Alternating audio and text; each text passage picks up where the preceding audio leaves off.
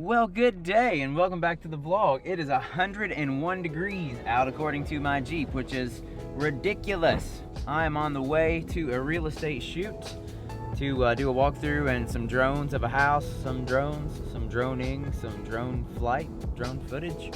One of those things where you put the drone up in the air. Let's do it.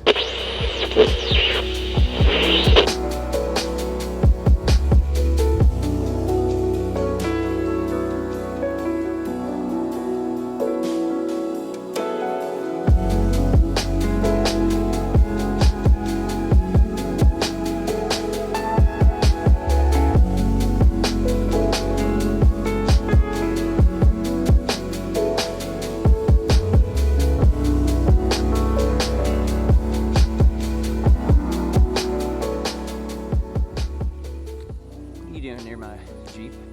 What are you doing? This ain't no party. It's just an average day in Kentucky, guys. What are you doing? What do you think you're doing? Huh? That went well enough. I actually forgot to bring my iPhone for the drone, so I had to use the Wi-Fi mode because I didn't have the proper cable for my Android phone, which, yeah, you know, I mean, the Wi-Fi mode works, but it's really difficult to navigate with it.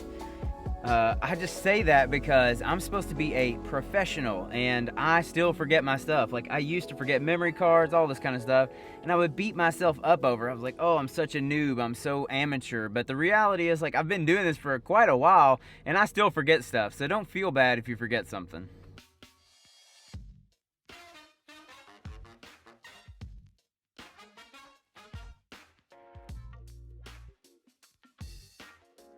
Tip number one is to create movement in the foreground. So what I'm gonna do is walk through and I'll explain it. A tip to creating good walkthroughs is to make sure that you can see stuff moving. So what I tend to do is make sure that I have my camera back far enough just so that I can see like the door frame, so that as I walk there, it passes by the door frame, the door frame comes out of frame, and it creates this sense of parallax, thus making you feel like you're actually there walking through rather than just this empty pan of an empty room. Number two is to use the trigger on the gimbals. These triggers come in handy. Oftentimes, if I'm gonna do a straight line towards something, I'll actually hold the trigger so that my camera doesn't move. Otherwise, you're gonna get a whole lot of like bouncing up and down because of your walk. Now, obviously, ninja walking helps that, but holding that Z trigger, or whatever it's called, just creates an even better line of focus. And so as long as you're holding the camera, you know, at a decent angle that you can walk slowly with, you get a lot better stabilized image than, you know, this kind of feeling, even if you're ninja walking. And number three, that is the third tip, is how you actually hold the gimbal for like walking through. I see so many people hold it just straight up and down like a sword, like they're Braveheart. They think they're Braveheart. That's not the answer, okay? I don't really like flashlight mode all that much because it tends to, I don't know, it tends to like weigh on your arm. For me, especially doing like real estate and weddings and things like that, is that I'll hold it at about a 45-degree angle, and this creates sort of a right angle here in this arm, but then this arm is under it, and it I don't know, it just gives me a little bit more leverage to hold it a lot more steady, and that has helped me so much in using gimbals, because when I first started, I always did this too, or I did the flashlight mode, and that didn't work either because it just tends to be wobbly. So if you can get into the habit of actually holding it like this,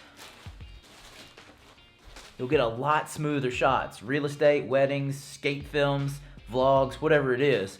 Those three tips are gonna help you a tremendous amount. Just mess around with them, get comfortable with them, and I think that's the main thing, is just being comfortable with the gear that you're using. So if you're not comfortable with your gimbal to begin with, you're not gonna get good shots out of it. I used to complain about gimbals all the time because I never used them enough to really feel comfortable with them. Since I started doing weddings, real estate, all that stuff, now I'm a lot more comfortable with them. I still hate fooling with them and like setting them up, but they do work, okay? I'm Hyatt, that's Hyatt like the hotel, and I will see you tomorrow, won't I? Thank you, appreciate it.